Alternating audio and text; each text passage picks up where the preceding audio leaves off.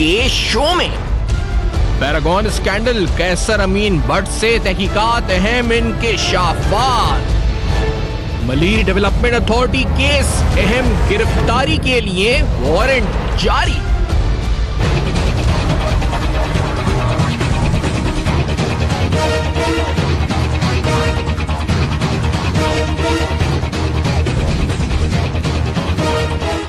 कीमती अराजी की गैर कानूनी अलॉटमेंट से मुतालिक अहम तरीन हकायक मंजर आम पर। अस्सलाम वालेकुम। पस पर्दा हकायक सनसनीखेज इंकशाफात प्रोग्राम बेनकाब में हूं आपके साथ सैफान खान। कैसर अमीन भट्ट की गिरफ्तारी और कैसर अमीन भट्ट की गिरफ्तारी से लेकर अब तक होने वाले नैब के जो रिमांड रिपोर्ट मामला सामने आए हैं और उससे मुतालिक इंकशाफात जो दौरान हिरासत, दौरान तहकीकात तफ्तीश नैब को बता रहे हैं। आज प्रोग्राम का स्टार्ट उससे करते हैं। पैरागॉन हाउसिंग के हवाले से जो 2005 में अप्रूव हुई और कहा जाता है जी 7002 कनाल जो बेच दी गई, एक्चुअली 1150 कनाल थी, या अभी तक एलडे की तरफ से उसकी मंजूरी ही नहीं थी और इलीगली इस पर जो है तकरीबन 96 कंप्लेनेंट्स का जिक्र नैब करती है कि 96 कंप्लेनेंट्स ऐसे हैं जो कंप्लेन कर चुके हैं कि उनका पैसा फंस गया या तो इस इलीगल हाउसिंग सोसाइटी में डूब गया। लेकिन कैसर भट्ट की गिरफ्तारी और रिमांड के हवाले से जो चीदा नुकात सामने आए उनको एक प्रेजेंटेशन की सूरत में आपके हम रख देते हैं पहले, क्योंकि 8 की तौसी इसके रिमांड में हुई और इसका जो वकील है उसकी तरफ से कहा गया कि वो नैब से ताउन कर रहे हैं और अहम इंकशाफात इस सिलसिले में हुए। कैसर अमीन भट्ट ने माली मामलात की तफसीलात फराहम करने का यकीन दिलाया नैब के मुताबिक, और ख्वाजा साद रफीक और नदीम जिया ने उसके मुताबिक तकरीबन 4 अरब की 800 मल्ला अराजी फरोख्त करी।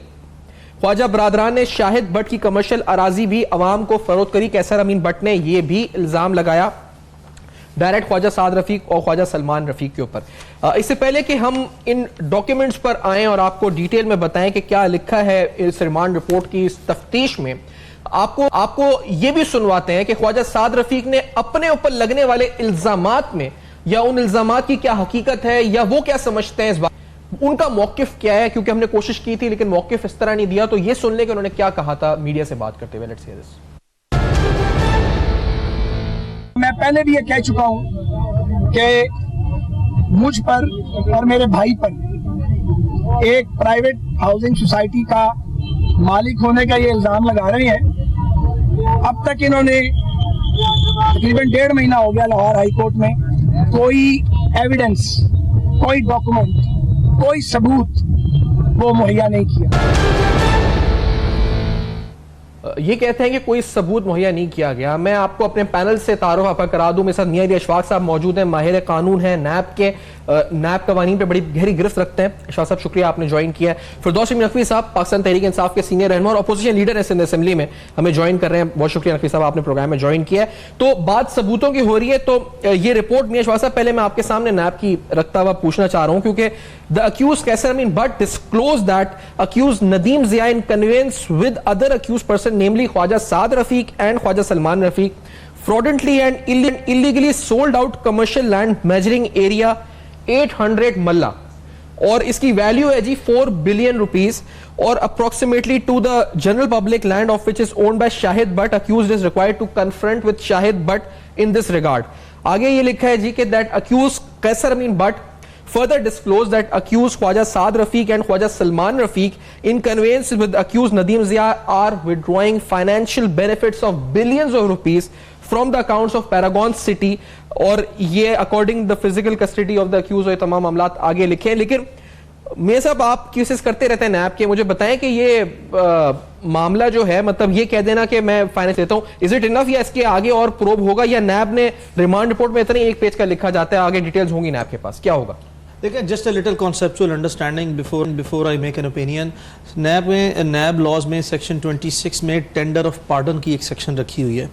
टेंडर ऑफ पार्डन ये होता है कि जब कोई मुलजिम फरीक या पर्सन ऑफ इंटरेस्ट किसी केस में प्रोसिक्यूटिंग या इन्वेस्टिगेटिव एजेंसी गिरफ्तार करती है तो वो ये कहता है कि जी बात सुने, मैं अपने जो फेल है, ये एक्ट है, उसको कन्फेस करता हूँ, सबसे पहले मानता हूँ मेरे से गलती हुई है, मैं आपसे ये गुजारिश करता हूँ कि मुझे माफ़ कर दिया जाए on the principles that I want to trade a big fish, जो कि रियासत के लिए ज्यादा फायदेमंद हो सकती है। तो इस प्रिंसिपल की बेसिस पे ये कैसर अमीन भट्ट साहब फिलहाल गिरफ्तार हुए हैं। पहले तो गिरफ्तार होने के बाद इन्होंने नैब से जुबानी गुजारिश की है कि जी मैं आपको कुछ ऐसे इंकशाफात करता हूं जिसकी बुनियाद पे मुझे माफ कर दें आप, और मुझे आप कानून की जुबान में जिसको अप्रूवर बनना कहते हैं वो बना लें। मैं आपको बताता हूं, वादा माफ गवाह कहते हैं इसमें। अब इनका स्टेटमेंट सबसे पहले मजिस्ट्रेट के पास फुल डिस्क्लोजर ये देंगे, हो चुका है ना, हो चुका है, और इसकी स्ट्रिक्ट कंडीशंस हैं।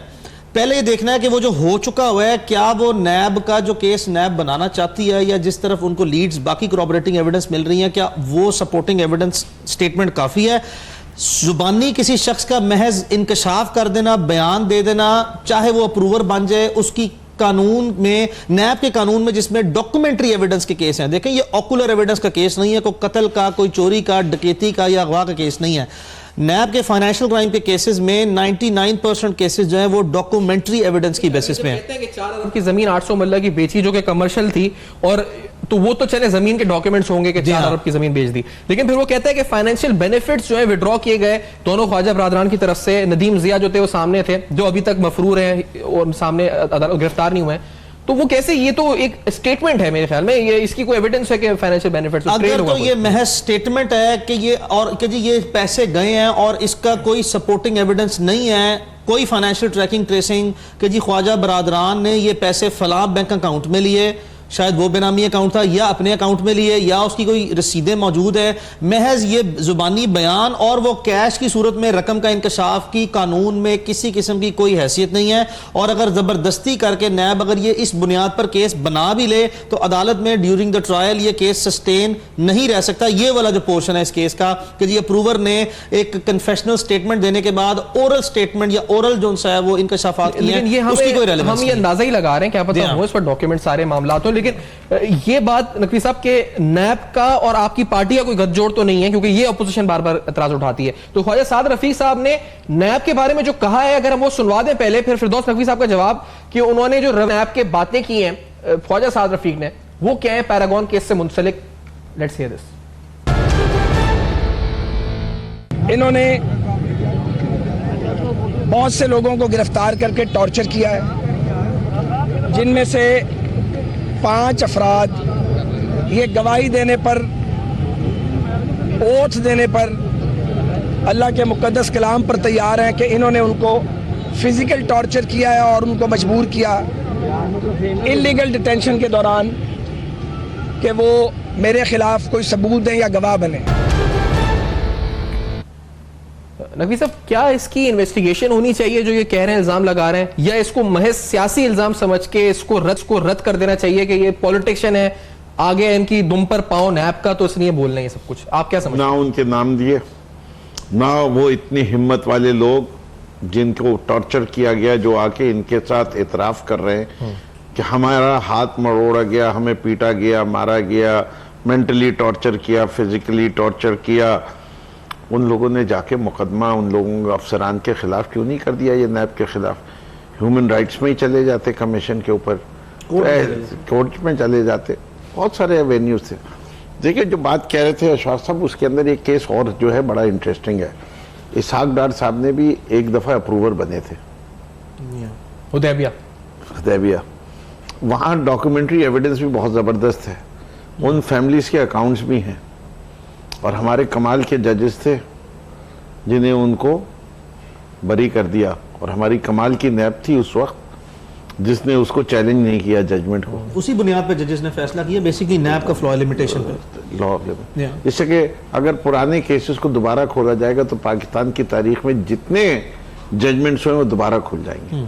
तो वो जजमेंट तो बड़ा क्लियर कट समझ में आता है जजेस का क्या है, लोगों ने उसको समझे किसी और तरीके से, लेकिन नैब को किसी न किसी फ्रेश एविडेंस में लाके उस केस को खोलना लाजमी है, इससे कि उसके अंदर जितना सॉलिड एविडेंस मौजूद है और लिंक्ड एविडेंस है। अशफाक साहब इस पे एज अ लॉयर ज़्यादा कमेंट कर सकते हैं, लेकिन मैं समझता हूँ वहाँ वो खुद अप्रूवर भी बने थे, और जो डॉक्यूमेंट्री एविडेंस था वो भी बड़ा ऑब्वियस था, और उसके बाद वो मुकर गए। तो ये अप्रूवर वाली बात के लिए जो कह रहे हैं, ये बड़े संजीदा तौर पे देखनी की ज़रूरत है नैब को। नैब बिल्कुल एक इंडिपेंडेंट इदारा है इस वक्त, अगर आप देखें कि जिस किस्म की बातें होती हैं, जो कुछ होते हैं, तो वो मंशा बम जो कि हमारी पार्टी से ताल्लुक़ रखते थे, एमएनए थे, टिकट लिया था, जीते थे, उनका जो हाल हुआ है, तो हम भी ये कह रहे होते कि टॉर्चर हुआ, ये हुआ, सब कुछ हुआ। लेकिन एज ए पार्टी हम बिलीव करते हैं कि इंडिपेंडेंट है, लेट देम ऑपरेट इंडिपेंडेंटली। और अगर उनके साथ कोई ज्यादती हुई है, he comes out in the clear, then NAB को सू किया जाए, गवर्नमेंट ऑफ पाकिस्तान को सू किया, जिसको चाहे कर ले, लेकिन उस वक्त पीटीआई नहीं बोलेगी।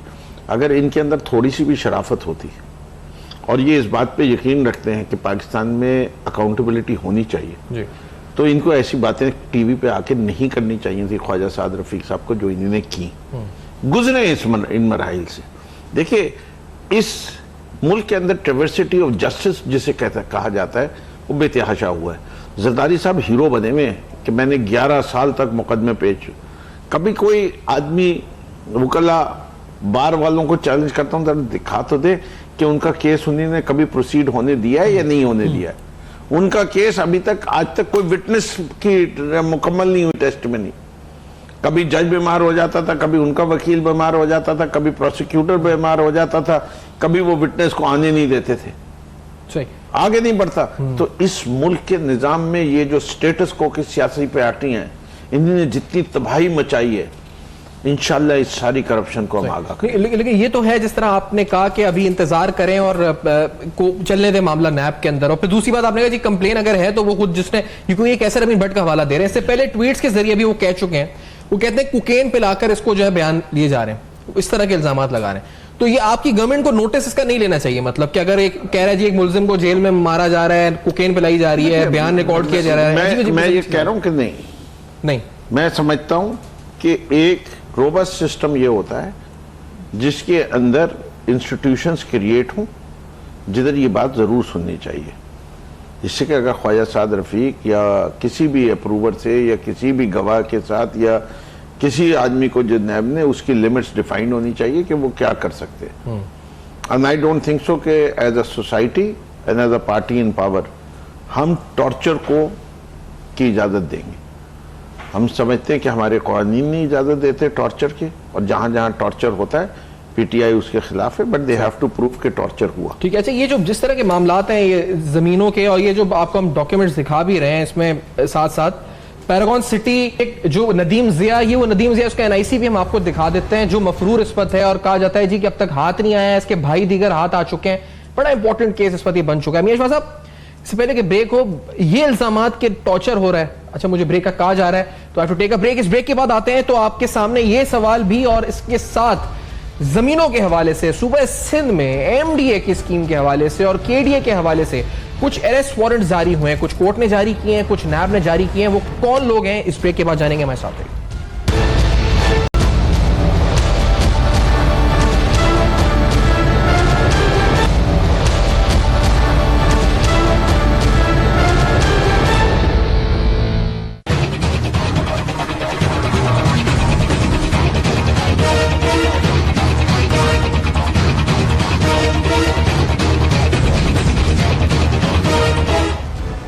Welcome back. आप देख रहे हैं बेनकाब, और बेनकाब में अहम तरीन हकायक आपके सामने रख रहे हैं। और अब जमीनों की तरफ, जब पैरागॉन का जिक्र हुआ है, पंजाब में ख्वाजा साद रफीक और फिर उससे मुंसलिक कैसर अमीन भट्ट की गिरफ्तारी, और अभी एक सवाल जो ब्रेक से पहले छोड़ के गए थे उसका जवाब लेंगे, लेकिन कराची डेवलपमेंट अथॉरिटी केडीए के हवाले से भी कुछ अहम इंकशाफात सामने रखे हैं। एक रेफरेंस नैब का सबमिट हुआ जो कि आज से कुछ दिन कबल ही हुआ, और अब इस पर उन तमाम अक्यूज के अरेस्ट वारंट्स जारी हो चुके हैं जिनका नाम उस रेफरेंस के अंदर है। तकरीबन ये 60 मिलियन का रेफरेंस है, लेकिन एक नहीं, ये 2 रेफरेंसेस हैं। इसके अलावा एक बोर्ड ऑफ रेवेन्यू का रेफरेंस भी है जो आपको हम रखेंगे आपके सामने।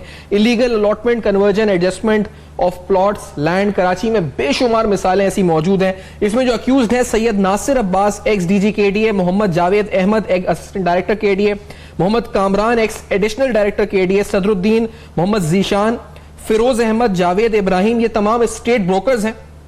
इसके अलावा एक्स असिस्टेंट डायरेक्टर गुलिस्तान है जॉर्ज जैन क्लिफ्टन, सैयद मोहसिन रजा, अब्दुल सईद खान, अब्दुल वहाब, कलीम उल्लाह काशानी, मोहम्मद हनीफ अलिया, और केडीए के ही 2 या 3 ऑफिशियल्स और जिन पर इल्जाम यह लगाया गया कि misuse of authority for illegal gains by officers of KDA through dishonest, fraudulent and unauthorised transfers of 3 residential plots owned by citizens, allottees, active aid and abatement of each other. Accused Nasir Abbas and a state broker jointly engineered and executed the fraudulent scheme wherein the three plots block 6 Gulistan Johor were fraudulently transferred. इसी तरह से एक और reference, और इसमें अभी warrants नहीं आए, लेकिन ये 200 मिलियन का, तकरीबन 20 करोड़ रुपए का, और इसमें भी name of accused Nasir Abbas, Najmuzzaman ex director land KDA, Nadeem Ahmed Siddiqui additional director KDA, Mohammad Qasim, Rashid Aqeel, और ये केडीए के तकरीबन 11 अफसरान हैं। इन पर भी इल्जाम है जी कि ST1 block 3A measuring 3 acres, ये इन्होंने एमिनिटी प्लॉट जो है उसको मिस अप्रोप्रिएटली, जो इस पर इलीगल उन्होंने अलॉटमेंट करी एमिनिटी प्लॉट की, और ये भी गुलिस्तान जौहर के अंदर मौजूद है। अशफाक साहब, मैं आपसे पहले नैब के रवैये बात कर रहा था, जमीनों के केसेस रोज अब रैब रेसिफाइल कर रहा है, बिल्कुल जब से नए डीजी आए हैं, जब से तो और तेजी आ गई है इन केसेस के अंदर। ये कि रॉन्ग है legally? Miss use of authority के नैब में ना 2-3-4 डिफरेंट अब जो केसेस सामने आ रहे हैं, इनमें एलिगेशंस आ रहे हैं। एक तो ये है कि misuse of authority against some personal benefits, आप मिस यूज ऑफ अथॉरिटी करें और उसमें कुछ आप पर्सनल बेनिफिट्स भी डिराइव करें, इलीगल गेन्स भी आते हैं, वो फाइनेंशियल गेन्स। एक मिस यूज ऑफ अथॉरिटी है जिसमें आप कहते हैं कि जो आपने यूज ऑफ अथॉरिटी किया है उसको, उसमें लॉ की वायलेशन की और उसके कॉन्सिक्वेंस में स्टेट को लॉस हुआ है। इसमें फाइनेंशियल गेन का एलिमेंट नहीं होता कि किसी शख्स ने अपने लिए कुछ लिया है, लेकिन कहते हैं कि मखसूस कानून को आपने तोड़ा है, उसको नरम किया या उसकी वायलेशन की है, तो आपने अपनी अथॉरिटी को एक्सीड किया है, या आपके पास या फेयरली और स्क्वायरली एक्सरसाइज नहीं किया, और इल मोटिवेशन ये थी कि आप ही का किसी से गठजोड़ होगा जिसको आपने फायदा पहुंचाया। कहीं आपने ट्रांसफर कर दी लैंड, कहीं आपने एमिनिटी प्लॉट दे दिया। अच्छा, अब आपने एमिनिटी प्लॉट दे दिया तो देखना ये है कि ये मिसयूज ऑफ अथॉरिटी तो है, लेकिन इसमें इलीगल गेन कोई नहीं है। अब ये जो पॉइंट है कि मिसयूज ऑफ अथॉरिटी में आपका पर्सनल बेनिफिट या गेन ना हो, लेकिन loss to the state exchequer हुआ हो, इस पे अभी अदालतें अपने व्यूज देना शुरू हो गई हैं कि ये कोई करप्शन जो है वो बनती है नहीं बनती। बहुत सी अदालतें पाकिस्तान में ऐसी हैं जिनका व्यूज ये है कि किसी शख्स ने अगर मिसयूज ऑफ अथॉरिटी की हो, लेकिन उसके कॉन्सिक्वेंस में अगर उसने कुछ लिया दिया ना हो, यानी कि फाइनेंशियल या पर्सनल बेनिफिट ना लिया हो, तो यार ये कोई खास फॉर्म ऑफ करप्शन नहीं है। बहुत सी अदालतें ऐसी हैं जिन्होंने अब इसको स्ट्रिक्ट व्यू भी लिया। सुप्रीम कोर्ट की रीसेंट जजमेंट भी आई है जिसमें एक स्ट्रिक्ट व्यू लिया गया है, यहां तक भी ले लिया गया कि मिस यूज ऑफ अथॉरिटी के कॉन्सिक्वेंस में स्टेट का लॉस नहीं भी है तो ये करप्शन है। फिर ये भी आ गया कि मिस यूज ऑफ अथॉरिटी के कॉन्सिक्वेंस में अगर लॉस टू द स्टेट है तो ये भी करप्शन है, चाहे अगर आपने अपने लिए कोई पैसे बनाए हैं या नहीं बनाए, या किसी से रिश्वत ली है या नहीं ली, या अपने लिए कोई फाइनेंशियल बेनिफिट लिए या नहीं लिया है, लेकिन अगर स्टेट को लॉस हो गया तो आपकी मिस यूज ऑफ अथॉरिटी की वजह से हुआ है, तो इसको हम इर्रेगुलरिटी कंसिडर नहीं करेंगे, इसको हम ऐसे ही कोई नेग्लिजेंस कंसिडर नहीं करेंगे, इसको भी form of corruption he consider किया जाएगा। तो ये कुछ ऐसी चीजें हैं, चूंकि नैब पाकिस्तान में बनी तो 1999 से है, इसके केस लॉस बेशुमार केसेस बन रहे हैं 2001 से 16 तक, लेकिन अब पिछले 2 साल में चूंकि इतने ज्यादा इस तरह के लैंड के अलॉटमेंट के केसेस आ रहे हैं कि अब लॉ की एवोल्यूशन जो है वो इंटरप्रिटेशनल साइड पे हो रही है। तो I probably feel like cases बहुत सीरियस हैं, और खासकर अगर आप सिंध की बात करें तो पाकिस्तान में अलॉटमेंट ऑफ लैंड के जो लैंड रेवेन्यू के केसेस हैं उसमें सबसे ज्यादा रेशो में इस वक्त सिंध आगे जा रहा है। बिल्कुल आ रहा है, और ये हमने कुछ दिन कबल फॉरेस्ट लैंड का भी जिक्र किया था। नजीजा, आप तो अपोजिट लीडर हैं इस वक्त सिंध असेंबली में, आपके सामने वो सवाल वगैरह मुराद अली शाह साहब ने जवाब दिया था। 1.5 लाख एकड़ में से पता नहीं कितने हजार एकड़ हो चुका है। बोर्ड ऑफ रेवेन्यू के अलावा के ऊपर भी एक रेफरेंस है 43 करोड़ रुपए का, जिसके अंदर बोर्ड ऑफ रेवेन्यू के अफसरान हैं मलीर के, जिनके ऊपर ये दायर हुआ है। ये नकी साहब कितना मामला फैला, आप तो खुद क्योंकि कंस्ट्रक्शन से भी आप ताल्लुक रखते हैं, ये KDA, board of revenue, SBCA, और ये इफेक्टिव हुई है कार्रवाइयां या नहीं हुई है इस पर? बिल्कुल नहीं हुई effective. I am sorry to say अच्छा कि ये सब लोग जो हैं ये they only scratch the surface, कि इन पे इल्जाम ना आए अच्छा कि ये कुछ नहीं कर रहे। ये अभी भी चल रहा है मतलब क्या? जी बिल्कुल, ये एमिनिटी प्लॉट और इलीगल ट्रांसफर सब हो रहा है। ये देखिए, इस वक्त मैं ये कह सकता हूं कि जितनी आमदनी इन लोगों की पहले थी इलीगल जी, आज भी उसमें कोई कमी नहीं आई है, तरीकेकार तब्दील हो गया। ठीक है, पहले फ्लोर्स देते थे एडिशनल, अब पोर्शंस देने लगे हैं रेजिडेंशियल प्लॉट को 4 हिस्से में, हर छत पे 25 लाख रुपए लेते हैं। सबको पता है कौन लेता है, वो भी सबको पता है। क्या कर रही है ये सिंध बिल्डिंग कंट्रोल अथॉरिटी? अगर सही मानों में डीजी केडीए साहब को इन्वेस्टिगेट कर रहे हैं, मैं यहां बैठ के कह रहा हूं कि केडीए में जितने ऑक्शन होते हैं उसमें 90% केडीए के अपने एम्प्लॉइज ऑक्शन की जमीन लेते हैं बेनामी करके, किसी को दिखा के। और अगर सबसे बड़ा स्कैंडल है सिंध की तारीख में, वो बैरिया का है। एमडीए के जरिए 7,500 गज जमीन जो कि एमडीए के पास थी। जी। MDA is a development authority. MDA ने खुद क्यों नहीं लॉन्च की वो scheme? Why did it give it to another developer by the name of Malik Riaz? Exchange कर लिया ना। सही। एक्सचेंज करने का उनको राइट ही नहीं था। कोई और जमीन देते, जो जमीन एमडीए की थी। ये वारंट्स ऑफ अरेस्ट हैं इस वक्त एसबीसीए के, उस वक्त के डीजी, और इसके अलावा साकिब सोमरो साहब के जो एडमिनिस्ट्रेटर केएमसी दोनों बाहर हैं, क्या दोनों बाहर हैं इस वक्त। ये एमडीए के केस में ही आ चुके हैं सामने। तो उस फायदा नहीं। Too late and too little. वो कभी हाथ नहीं आएंगे। टू लिटिल क्यों? ये इस वक्त क्योंकि ये रेड वारंट्स भी तो हो सकते हैं इंटरपोल के जरिए, फिर आगे मामला वो होंगे। वो जब होंगे।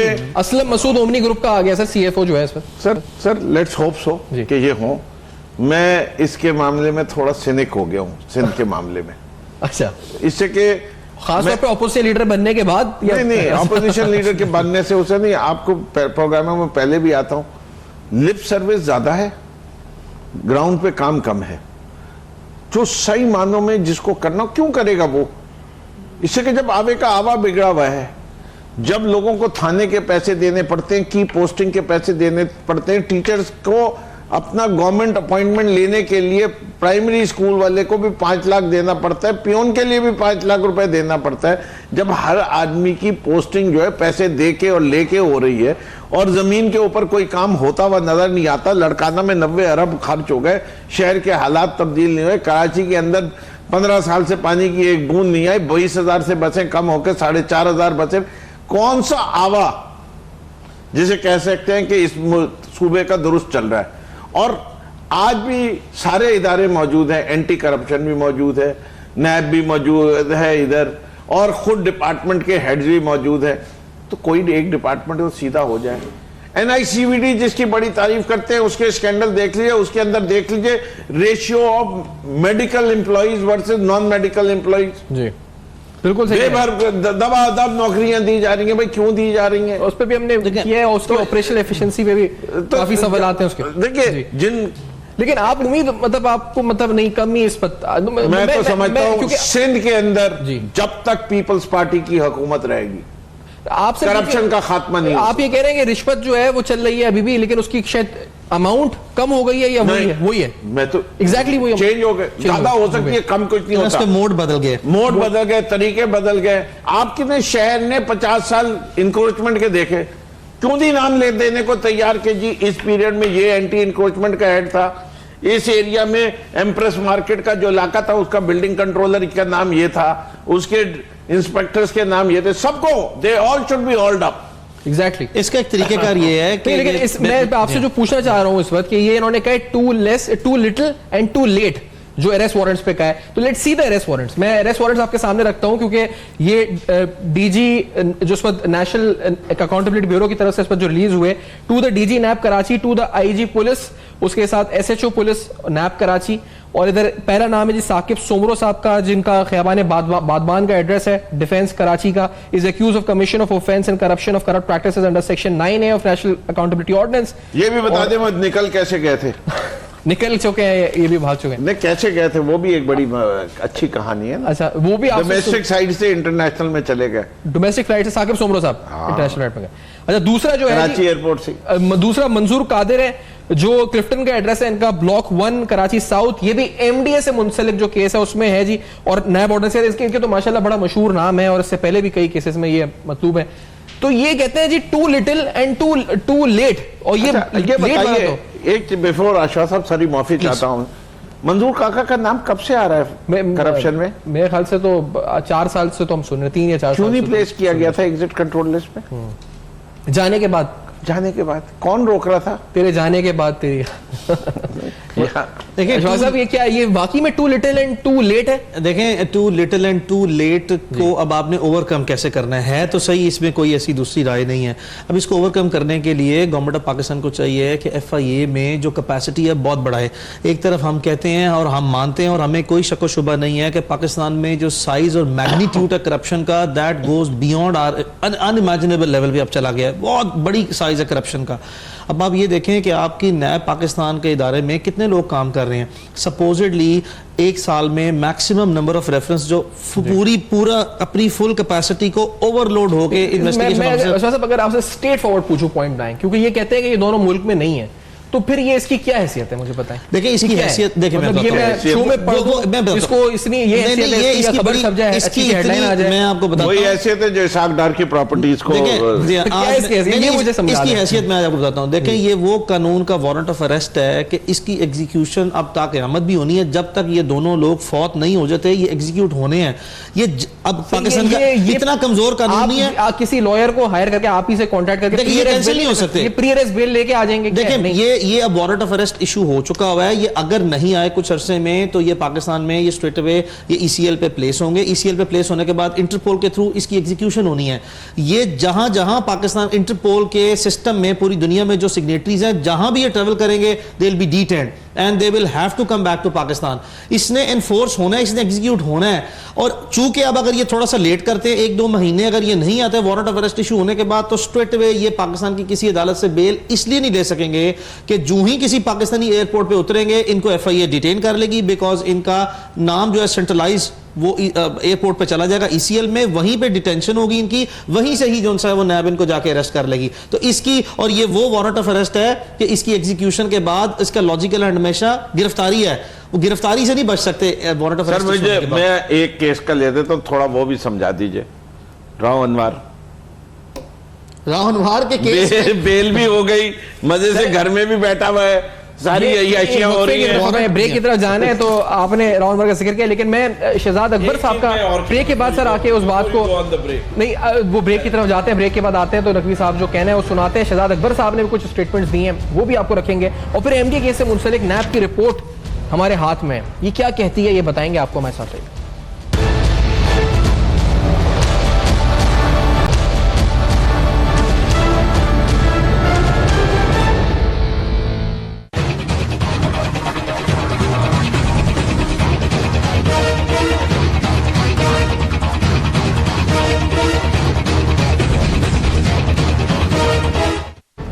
Welcome back. आप देख रहे हैं बेनकाब, और बेनकाब में अहम तरीन हकायक कुछ अहम केसेस से मुंसलिक आपके सामने रख रहे हैं। शहजाद अकबर साहब जो कि वज़ीर आज़म के मावन हैं, वो जो एसेट रिकवरी यूनिट है उसको भी आप इस पर देख रहे हैं, उसके मामलात उन्होंने कुछ, क्योंकि एक तरफ नैब पर इल्जामात लग रहे हैं तो एक तरफ अकाउंटेबिलिटी ड्राइव भी बड़ी स्ट्रॉन्ग चल रही है। तो लेट्स हियर दिस कि नवाज शरीफ साहब से मुताल्लिक उन्होंने कुछ इंपॉर्टेंट जो केसेस उनके या उस ट्रैक रिकॉर्ड या हिस्ट्री से मुताल्लिक फैक्ट से शहजाद अकबर साहब ने क्या कहा है, पहले आते हैं, फिर एयरक्राफ्ट का जिक्र भी आपको बताएंगे।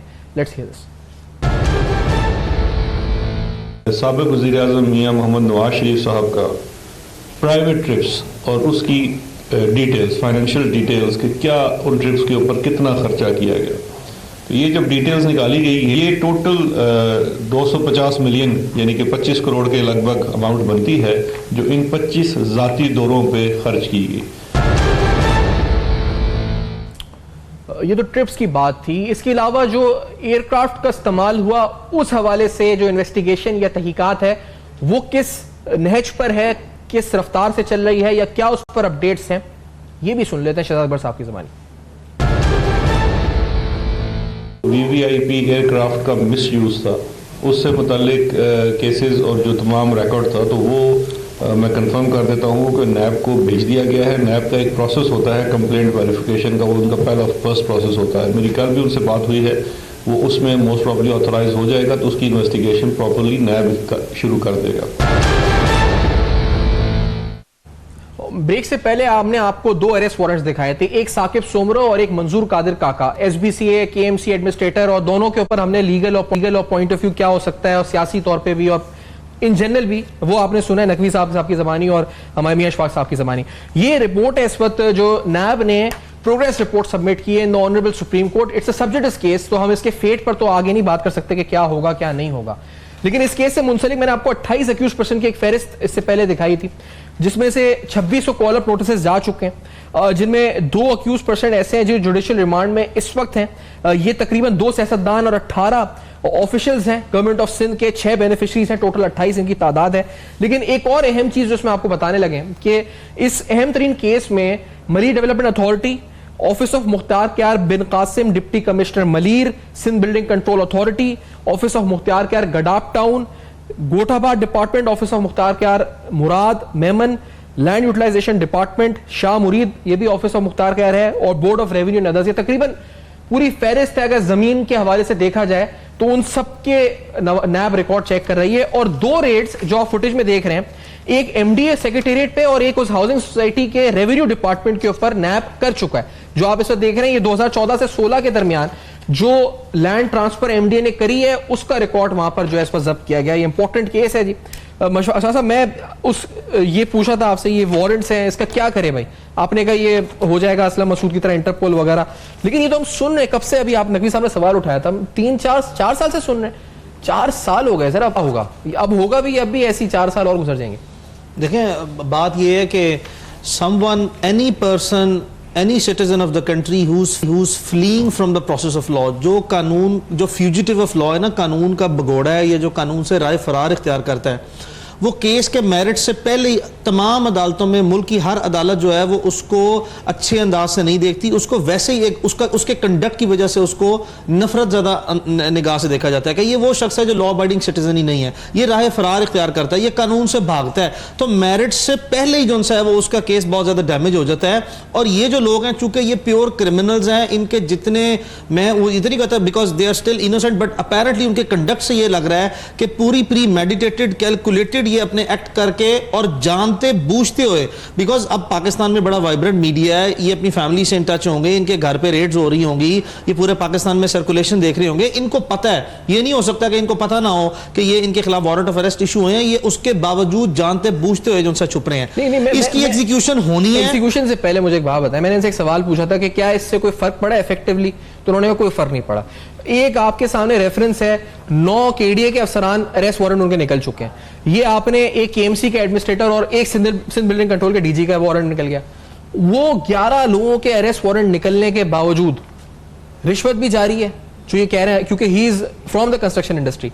तो फिर तो इफेक्टिव हुआ ही नहीं है, इसका मतलब ये। देखिए, वो तो रिश्वत जो जारी है वो तो एक अहम जो एक आम किस्म की जनरल जो है वो हमारा ओपिनियन है कि जी वो रिश्वत जारी है, not specifically in this case. जिन 11 लोगों के वारंट ऑफ अरेस्ट निकले हैं, ये कानून में 1 दिन या 2 दिन, अगर ये पाकिस्तान की टेरिटोरियल जुरिस्डिक्शन में है तो 2 या 4 या 10 से ज्यादा दिन ये नहीं छुप सकेंगे, ये एग्जीक्यूट होने ही होने। एट द सेम टाइम मैं आपको ये कहता हूं कि नैब की कैपेसिटी बढ़ाने की जरूरत है। नैब का इंटेलिजेंस विंग जो कि ये एग्जीक्यूट करता है रेड्स को, ये जिन लोगों को पकड़ता है, उसके पास एक शहर में कितने बंदे हैं? को 500 बंदे तो है नहीं है, ज्यादा से ज्यादा 30-40 लोग हैं। वही रोज भागते हैं जब उनको वारंट ऑफ अरेस्ट मिलते हैं, कभी एक जगह पे कभी दूसरी जगह पे। और जो पोटेंशियल एक्यूज पर्सन है, आपने कैसर अमीन भट्ट को देखा, इसका वारंट ऑफ अरेस्ट निकला, ये कोई 1 महीना के करीब जो है छुपे रहे। फाइनली जो है वो लाहौर का केस है, सक्कर के सिंध में किसी छोटी सी रिमोट एरिया से निकले हैं। तो ये भी लोग जो है वो ऐसे रिमोट एरियाज में कहीं जाके छुप गए हैं, और हमारी एजेंसीज के पास कोई इतना बड़ा मैकेनिज्म नहीं है, इनके पास इतने एडवांस टूल्स और गैजेट्स नहीं है। गुजरात भी इशारा फैसल कराची से गिरफ्तार वो हो गए हैं, तो वो सूनर और लेटर इसने एग्जीक्यूट होना ही होना है।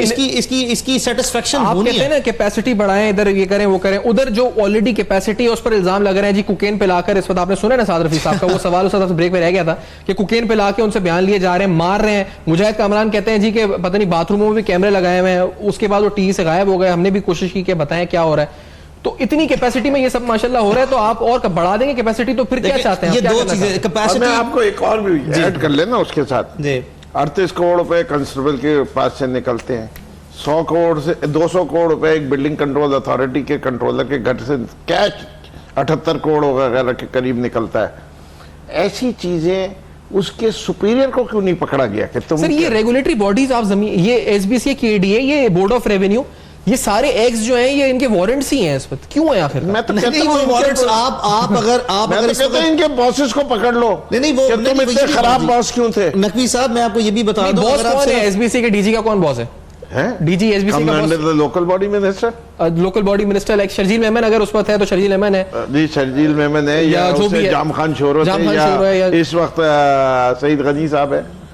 खान साहब, अगर आप कराची की दोनों जेलों का डाटा इकट्ठा कर लें, तो जहां तक तो बात ये है कि ये बड़े बड़े लोगों को पकड़े जाना चाहिए, तो जरा सिर्फ ये देख लें कि नंबर ऑफ सेक्रेटरीज कितने बंद हैं। तो ये तो मैं नहीं कहता कि ये बड़े, और ये जहां तक बहस है मैसिव मैग्नीट्यूड ऑफ करप्शन की, इस पे कोई बहस नहीं है, इस पे सबका इत्तेफाक है कि ये इस मुल्क का जो खजाना खाली हो गया है जो अवाम की फलाह बहबूद के लिए पैसे इस्तेमाल होने थे, या जो पाकिस्तान के अंदर लोग खा पी गए हैं, अपने बड़े बड़े घर बना लिए हैं, बैरून मुल्क जायदादें बना ली हैं, इस पे कोई डिबेट नहीं है। इसको ओवरकम करने के लिए, इफेक्टिव प्रोसिक्यूशन के लिए, इन मजीद लोगों को पकड़ने के लिए, इसका दायरा कर बढ़ाने के लिए आपने कैपेसिटी बढ़ानी है, लोगों की तादाद बढ़ाएं, इन्वेस्टिगेशन ऑफिसर नए अपॉइंट करें। एफआईए में तो प्राइम मिनिस्टर ऑफ पाकिस्तान ने बड़ा अच्छा इकदाम किया है कि उसकी ये कैपेसिटी बढ़ाने के लिए, क्योंकि पाकिस्तान में एफआईए के पास तो अपने जाती दफातर भी नहीं है, बहुत से शहरों में किराए की बिल्डिंग में वो रहते हैं, उनकी अपनी गाड़ियां जो इतनी अच्छी नहीं है। पाकिस्तान की जो प्रीमियम एजेंसीज हैं, जो ये देखें ना आप, दुनिया में मॉडल एजेंसीज के तौर पर कभी एफबीआई को लेते हैं, अमेरिकन सीआईए को लेते हैं, मेट्रोपॉलिटन पुलिस को लेते हैं, स्कॉटलैंड यार्ड को लेते हैं, उनकी एग्जांपल्स तो बड़ी अच्छी लगती है। उन जैसा आप इनसे तवक्को करते हैं आपको रिजल्ट देंगे, लेकिन जब तक इनको ट्रेन नहीं करेंगे, इनको अच्छे तरीके से इक्विप नहीं करेंगे, ये काम नहीं कर सकते। मैं बहुत बेशुमार नैब के आईएएस को जानता हूं, वो आहिस्ता आहिस्ता साइकोलॉजिकल पेशेंट बनते जा रहे हैं because of the pressure of work. तो आप उनको ज्यादा तादाद में बढ़ाएं, उनकी अच्छी से अच्छी ट्रेनिंग कराएं, बिकॉज आने वाले वक्त में ये जो पीछे वाला साइज आपने ये एंटी करप्शन ड्राइव में जो करप्शन को ट्रैक और ट्रेस करना है ना जी 20 साल में, ये इतना बड़ा साइज है कि अगर आप इसको ईच एंड एवरी केस देखें तो अगले 100 साल तक भी आप ट्रैक नहीं कर सकते। वो तो ठीक है आपकी बात, लेकिन मैं जो भी आपको वारंट दिखाते हैं, ये दिखाते हैं। अब एक और जो पैरागॉन का केस है कैसर बिन भट्ट वाला, तो उधर भी एक बंदा है जो मफरूर है, अब ये भी मफरूर है, इनके अरेस्ट वारंट्स हैं एसबीसी और केएमसी एडमिनिस्ट्रेटर और इसके अलावा केडीए के ऑफिशियल्स। इधर ये इस रिपोर्ट में लिखा है जो नैब ने रिमांड रिपोर्ट जमा कराई है, that accused Qaiser bin Bhatt being director of Paragon assisted and abetted accused Nadeem Zia and others in commission of offences of cheating public at large and misappropriation of funds collected from general public and subsequent diversion of funds for setting up new business concerns for their personal gains. ये जो number of जो लोग cheat किए गए, the accused Kaisar Amin Bhatt and others have cheated members of public at large by making false promises of plots. So far 96 complaints have been received against accused person from member of public at large. मसला यहाँ पर ये अजहर नकवी साहब कि वो नदीम ज़िया हो, वो मंजूर कादिर काका हो, वो साकिब सोमरो हो, वो ये नासिर अब्बास हो, ये सारे लोग हों। इस वक्त मुझे नहीं पता उन लोगों का, नासिर अब्बास ने शायद इस वक्त बेल ली या नहीं ली, ये तो नहीं, नासिर अब्बास जेल में नहीं, इसमें जो अरेस्ट वारंट निकले इनके साथ 9 ऑफिशियल्स और भी हैं इनके, जो इस वक्त इधर उधर 9 लोग और भी इधर साइड बैठ के सलाद रहता है जिसे कहते हैं साइड में, वो भी है इस वक्त, वो मफरूर। तो ये सर किस तरह से इनको इस वक्त मतलब आप लोग पहुंचने के लिए क्या हिकमत अमली आपकी गवर्नमेंट की? नदीम ज़िया गायब है, कब से गायब? देखिए, मैं समझता हूँ कि 2-3 तरफ से इस पे बात हो रही है कि पहली चीज़ ये है कि हमें इन्हीं ब्यूरोक्रेट्स के ज़रिए और इन्हीं टेक्नोक्रेट्स के ज़रिए काम करना है, इससे कि ये सियासतदानों का काम नहीं है। सियासतदान का काम पॉलिसी है, लेजिस्लेशन तक की आता है, जो अगर हुकूमत में तो पॉलिसी भी है, और execution of policy and legislation की इम्प्लीमेंटेशन का काम हमेशा एग्जीक्यूटिव के पास होता है। इस वक्त एग्जीक्यूटिव ने हाथ उठा लिए, वो कहते हैं हमें नैब की कोर्ट में यहाँ हम कोई फैसला ही नहीं कर रहे। तो मैं समझता हूँ कि हमें इन तमाम लोगों को सीव में से गुजार के और एक क्लियरेंस देनी पड़ेगी कि you are cleared and you will not be asked any question, and please go and take decisions and show your worth and deliver. जब तक ये उनको प्रोटेक्शन नहीं दी जाएगी, मैं नहीं समझता कि हमारी हुकूमत या कोई और हुकूमत कामयाब हो सकती है। It's a very pertinent point. इसको सपोर्ट करने के लिए एक सोल्यूशन कानून में मौजूद है, जिसमें नैब की पाकिस्तान की तारीख में बहुत बड़ी नाअहली है। नैब का एक सेक्शन आपको प्रोवाइड करता है कि 100 मिलियन से ऊपर के जितने कॉन्ट्रैक्ट हैं वो स्ट्रेट अवे नैब को उनकी इंटीमेशन दी जाएगी। सही बात। तो नैब ये जो केस पहले सोता रहता है, इनको सारे कॉन्ट्रैक्ट्स की कॉपी जाती हैं, कई साल सोते रहते हैं, और एंड पे आगे इनको पता लगता है कि ये कॉन्ट्रैक्ट्स तो है ही थी, ये जी एग्जॉर्बिटेंट रेट्स पे दिया गया है, ये जी ये ठीक नहीं किया गया। तो जिस वक्त आपको नैब को कॉन्ट्रैक्ट की कॉपी गवर्नमेंट ने प्रोवाइड की है, फेडरल गवर्नमेंट ने डिफरेंट प्रोजेक्ट्स में अक्रॉस द बोर्ड नहीं करी ना, आप उसी वक्त उसको देखें, आप at the time of at the very beginning of the जिस वक्त कॉन्ट्रैक्ट अवार्ड हो रहा होता है या उसकी शक्ल बन रही होती है, उसकी साइनिंग से पहले उसको मैं समझता हूं यहां से जो है वो पहले तो इसी से शुरू हो जी कि नैब के अंदर करप्शन नहीं है जी। जब तक जी हाँ बिल्कुल ठीक है, जब तक जावेद इकबाल साहब जो है पहले ये काम नहीं कर लेंगे, इससे कि आज भी लोग शिकायत करते हैं कि नैब वाले आते हैं और उनको पैसे देने पड़ते हैं। जी ऐसे ही है। तो नैब के और लिविंग बियॉन्ड मींस का ढूंढना कोई इतना मुश्किल काम नहीं है। तमाम कुछ एसएचओ को पास कर दीजिए, वो सब बता देगा बच्चा किस स्कूल में पढ़ता है, गाड़ी कौन सी चलाता है, बीवी कितनी दफा शॉपिंग के लिए जाती है, फॉरेन ट्रिप पे कितनी दफा फैमिली जाती है, सारी कहानियां यूं। बड़ा इंपॉर्टेंट सवाल है आपसे सर, क्योंकि अब वाइंड अप की तरफ से पहले हम जाएं, दिसंबर वो महीना है जिसमें हमें नहीं पता कि वो जीआईटी और ये जो मामला है इसका लीगल क्या फेट होगा केस का। We can not talk on this, वो मामला सब्जेक्ट है। लेकिन सर एक सियासी पेशन गोई जो बहुत से लोग कर रहे हैं कि दिसंबर या जनवरी में एक बड़ी सियासी शख्सियत आसिफ जरदारी साहब जिनका नाम है, ही कैन बी अरेस्टेड। लेकिन मैं जो आपसे पूछना चाहता हूं वो ये है कि सिंध असेंबली के अंदर आपके जो रूलिंग पार्टी के एमपीएज हैं, पूरी फेरिस्त है दर्जनों की जिनके ऊपर नैब के केसेस हैं, आपको क्या लग रहा है after that arrest if it happens, क्या यहां बहुत बड़ा कोई फॉरवर्ड ब्लॉक बनने वाला है सिंध असेंबली में, या ये MPAs they change their loyalty, या क्या होने लगा है जो इन एमपीएज के जो रूलिंग पार्टी के इस पता है यहां पर, आपको क्या लगता है? मैं आपको पता है I am a thoroughbred democrat that way. मैं ये फॉरवर्ड ब्लॉक्स की सियासत पे यकीन नहीं रखता।